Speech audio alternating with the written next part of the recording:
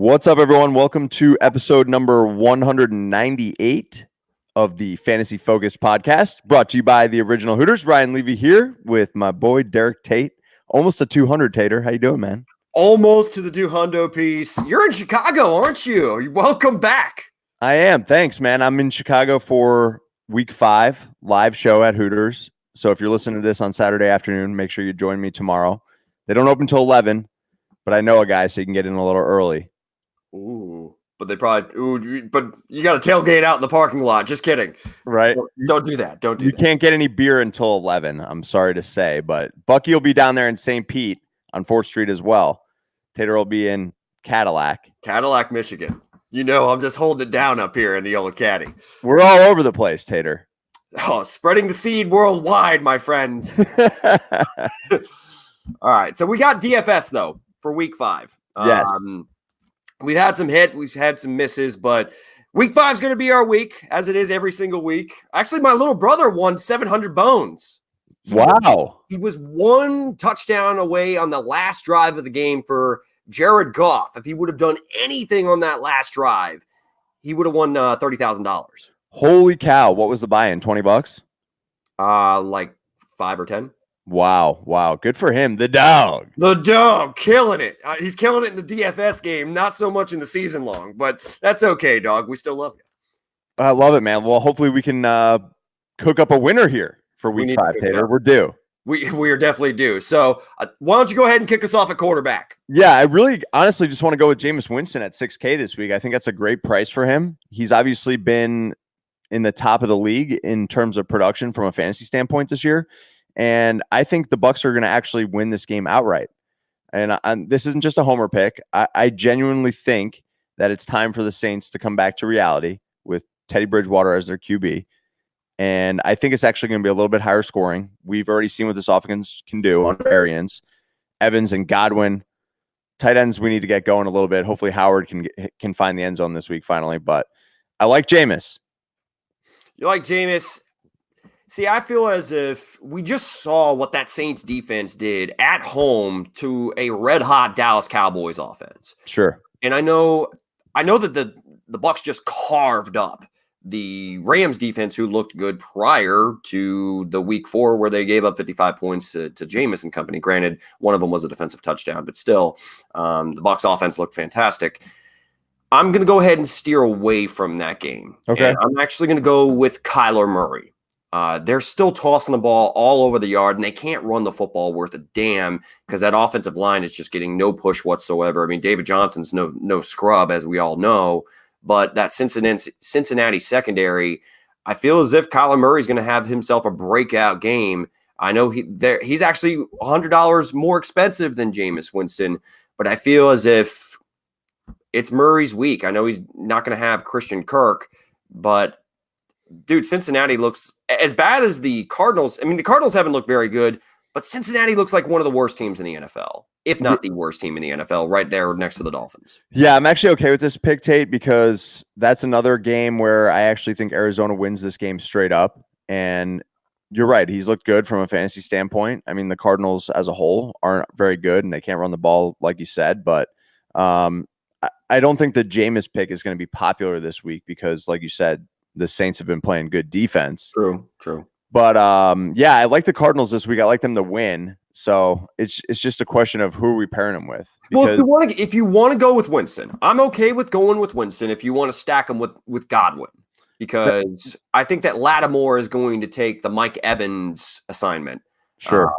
And Godwin can just freaking eat. I mean, we thought he wasn't even going to possibly play last week. I sat him in all 3 leagues I had him in, and he had like a 40-point day in PPR. Brutal. Oh, that's so tough to swallow. But I guess what I'm saying is, don't you like the Jameis Godwin combo better than you like the Kyler Larry Fitz combo? Oh, 100%. Yeah. I mean, that goes without saying. 100%. But if we go the Kyler route, we're saving a little bit of money so we can.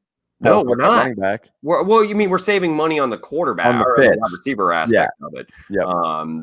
So I get it, but I feel if you're going with a stack that I feel comfortable with, I feel much more confident in Winston and Godwin than Murray and whoever else you want to pick from that offense. Okay, well, let's fire that in there. Godwin 6,900. Okay. So we've got Winston at 62, Godwin at 69. So we've got an average salary of about 5,200 left.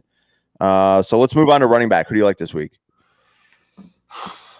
I mean, is there a week that I don't like Christian McCaffrey? But I'm more so kidding. I'm actually going to go Dalvin Cook. Look, Dalvin has been the best running back in the NFL through the first month of the season. I know that he didn't have a breakout game last week, but that was against the toughest defense he's going to face all season. And that's certainly not named the New York Giants this week. So I'm willing to, if we're going to go with a top dollar option and then take another lower dollar option, the top dollar option I love this week is Dalvin Cook. Yeah, I'm on board with that. I was building lineups earlier this morning, and I'm in on Dalvin. I think that's my guy this week. But we need to find someone a little bit cheaper, like you said, to pair him with. So I'm curious to see who you like this week. I kind of want to play Ronald Jones. I know you said you want to stay away from that Saints game if possible, but we're already a little heavily invested, so maybe we should avoid that. Yeah, I mean, but think about it, dude. I mean, the Saints, as much as they, they picked up. Traditionally, they have potent weapons on offense, but I mean, with Teddy Bridgewater, man, I think that they've changed their philosophy to have to win football games. They're probably trying to shorten games quite a bit, and clearly, this offense is not going to just put up points all over the place with Bridgewater pulling the trigger. So, I mean, it could be a low-scoring affair, but I'm still thinking that Godwin and Winston are going to get their piece, but I don't want to over-invest in the offense. Sure. What about so Bucky and I talked about this on 197. I know you were out sick, but Jordan Howard, are you buying Jordan Howard right now? I mean, how can you not? I mean, he's had back-to-back games where he's found the end zone and just exploded on a Green Bay team that through the first, couple of weeks of the season, they looked like their defense was one of the top 5 units in the NFL. He's only 5,100 this week. I mean, I just wonder if he's going to be a little bit chalky is the only concern that I have.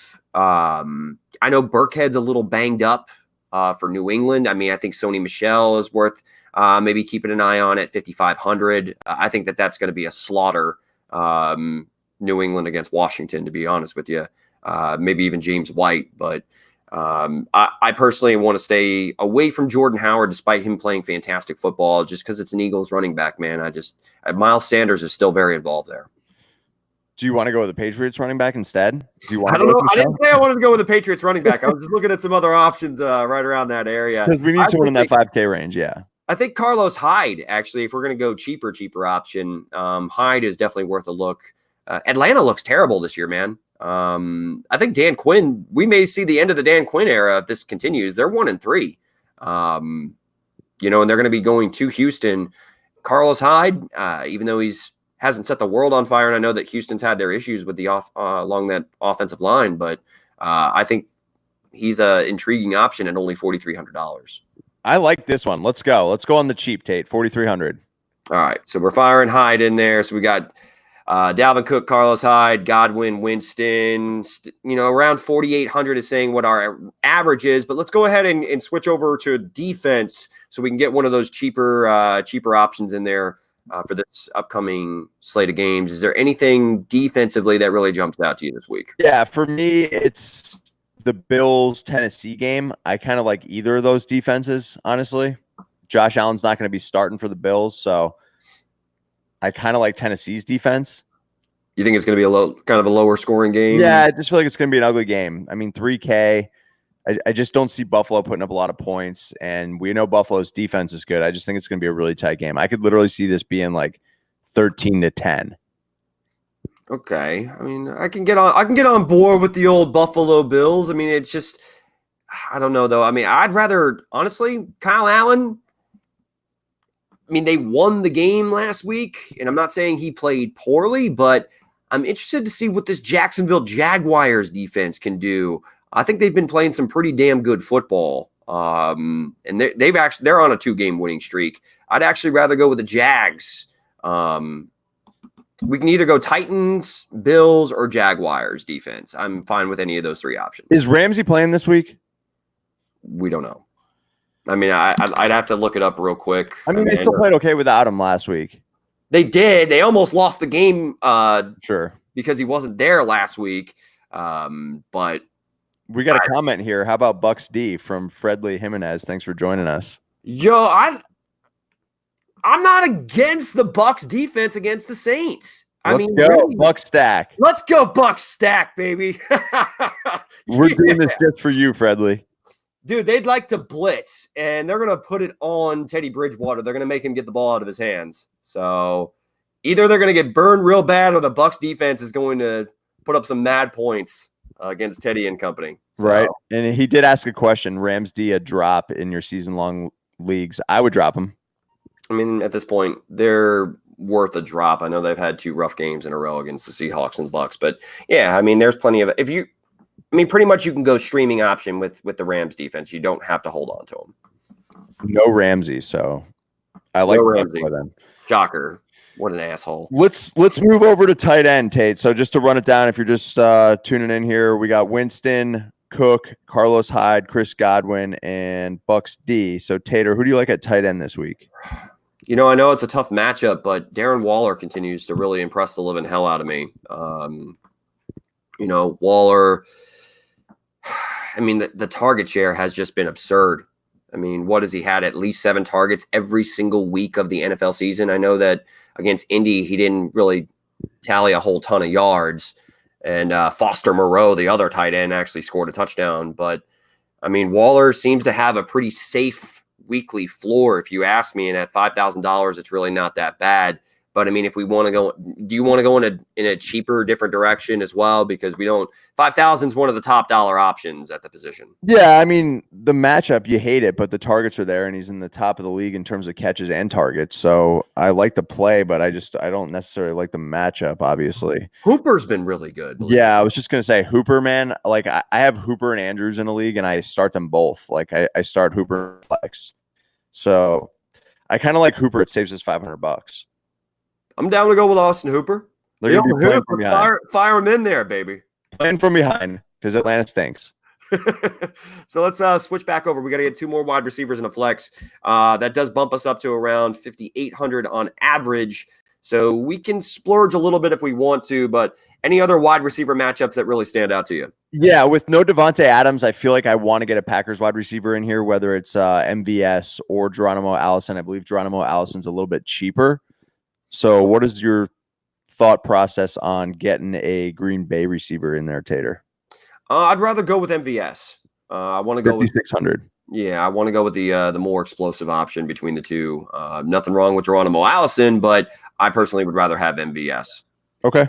Who else you got your eye on? So that brings us to, we need to fill a wide receiver and a flex. We got 11.9 left, so just under 6K for each player. Okay, so I didn't mean to put D.D. Westbrook in there. Get out of there, D.D. Doesn't it feel like it's been a while since we've seen Calvin Ridley? It feels like he got off to a pretty damn good start this season, but then has kind of slowed down considerably. I mean, what are your thoughts on Calvin Ridley? I mean, is he just kind of lost in this offense? Is he someone you want to stay away from? I'm kind of avoiding him right now. Just Matt Ryan doesn't look that good. I know we just talked about Austin Hooper and we're putting him in our lineup, but he's kind of been like that safety blanket for Matt Ryan. And they just look really bad, man. They can't move the ball all that well. And they're playing from behind. And ultimately, Matt Ryan gets some points, some mop-up points or garbage points, whatever you want to call it. But Ridley it seems really risky right now. Yeah, I agree that he's boom or bust, but we do know that he can boom in a huge way. If you're looking for cheaper options, like AJ Brown is someone that has really impressed me. But Mariota is very hit or miss. You talk about risky. I mean, any Titans wide receiver is very risky. But he's 4,000. But I'm not suggesting going in necessarily in that direction. The Cincinnati. We were talking about Kyler Murray. Possibly being an option for us this week. I mean, I think Larry Fitzgerald at $6,000 kind of, has me a little bit intrigued. Yeah, I'd rather go that route. I mean, AJ Brown was nice last week, scoring 2 touchdowns. He looked good out there, but he only ran 13 routes.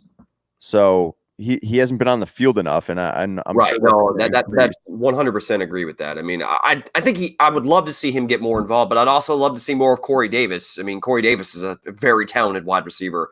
It's just Titans pass catchers, man. They're too volatile. I don't want anything to do with them. Let's go Fitz. You want to go with Fitz? 6K. So we got 5,900 to fill our flex. Yeah, with no Christian Kirk. I mean, I know that there's going to be the options on the outside are going to, the targets are going to get spread out, but I just see Fitz, seeing his generic volume and then being able to potentially take advantage of this weak secondary over there in Cincinnati. Yeah, absolutely. So 5,900 left, like I said. So the top options, just so you know, and I want to pivot away from these guys if possible. Alshon's 5,900, Aaron Jones 5,900 against Dallas, Sterling Shepard 58 against Minnesota, Evan Ingram 58. I kind of like Allen Robinson at 56 against Oakland, or Sony Michel at Washington at 55. I mean, of course, what you're getting with Sony Michel. You're going to get a ton of carries and no receptions. In a game that they could be up very early and just decide to run the living hell out of the football. I mean, Michel is intriguing. I don't know. You skimmed right over Sterling Shepard. Shepard's looked pretty good with Daniel Jones under center, but I know Golden Tate comes back, which makes me kind of want to steer away from him. Minnesota's defense is pretty good. Right. That's what Minnesota's defense is definitely pretty good. I mean, Wayne Gallman was another guy that kind of jumped out for me as far as price tag goes. But what about? I know that this is a little tricky. I mean, you said Allen Robinson, and that is a weak secondary there in Oakland. But what about David Montgomery? I mean, Montgomery's at 5,200. I know that Montgomery's had a very, very, very disappointing start to the season, but he did see 21 carries last week against Minnesota, he had 24 total touches. Yeah, I'm okay with that. I'd rather get a running back in that spot if possible.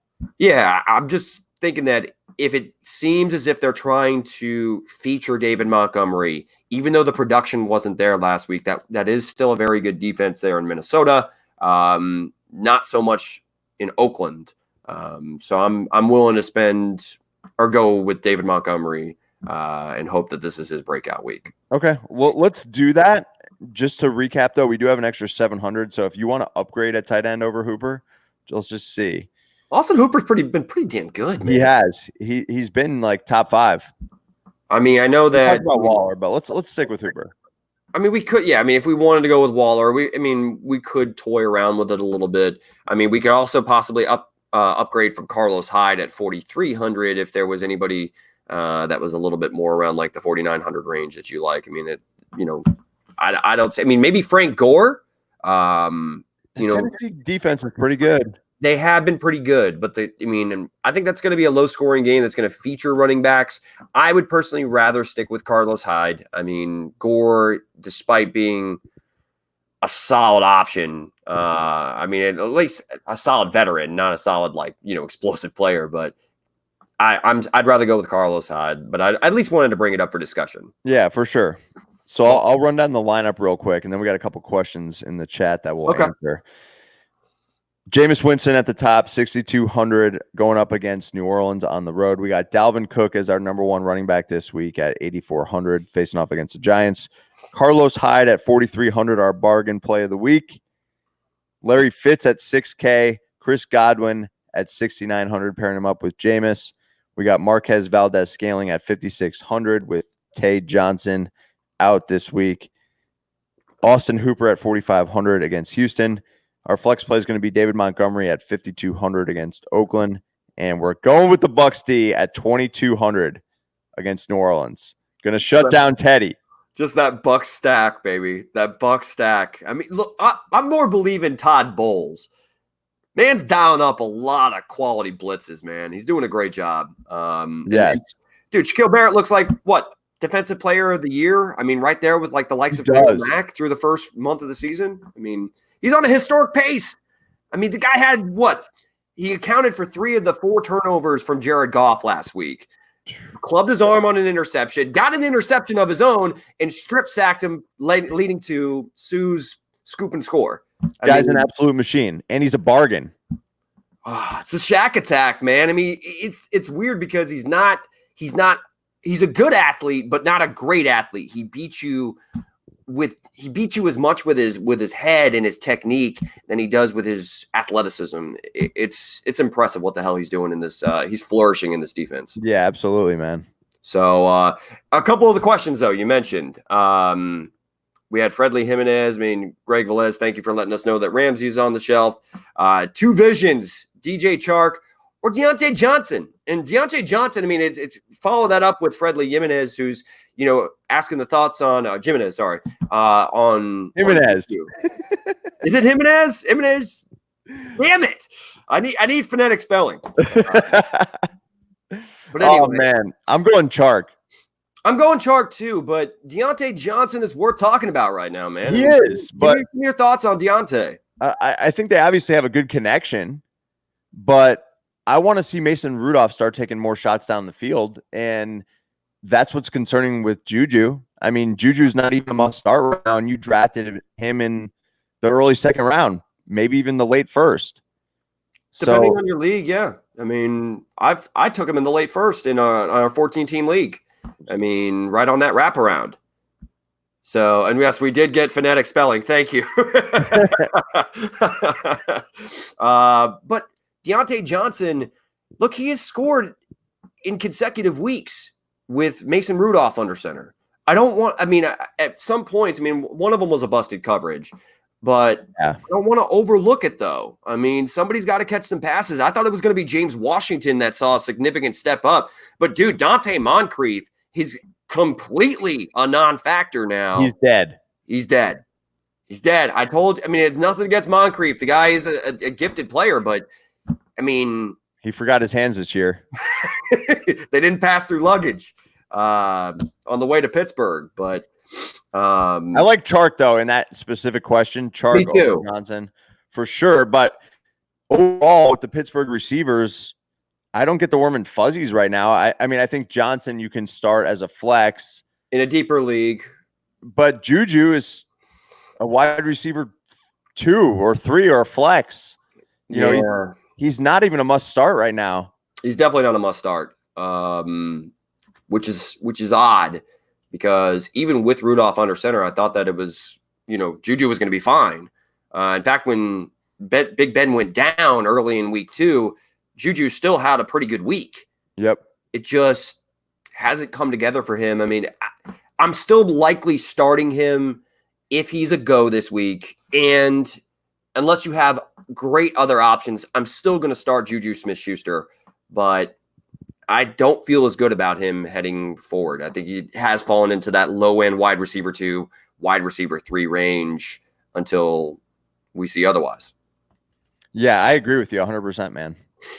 So that's our lineup this week. You already ran it down. Give us your thoughts and comments down in the comment section. Again, if this is your first time coming across the Fantasy Focus YouTube channel, go ahead and hit the like and subscribe button as we're going to be dropping these videos on a weekly basis. Also, we have our live show that's going to be coming at you this week for week 5 of NFL action at the Hooters in St. Petersburg, Florida, and on Wells Street in Chicago, Illinois. That goes live at 11 a.m. Central, or 11 a.m. Eastern Standard Time.